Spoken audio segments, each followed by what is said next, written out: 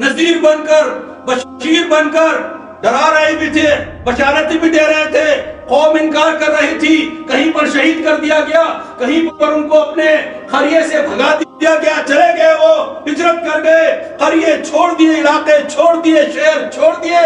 ان کی غیرت میں رب اعلیٰ نے کیا کیا؟ ان شہروں کو کھنڈرات میں بدل کے رکھ دیا، نیست و نابود کر دیا۔ سبع ہستی میں نیست و نابود۔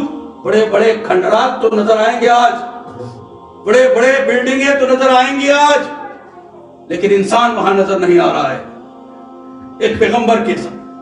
بلکہ پیغمبر تو پیغمبر کی اٹھنے کے لیے کیا کیا؟ نسبت۔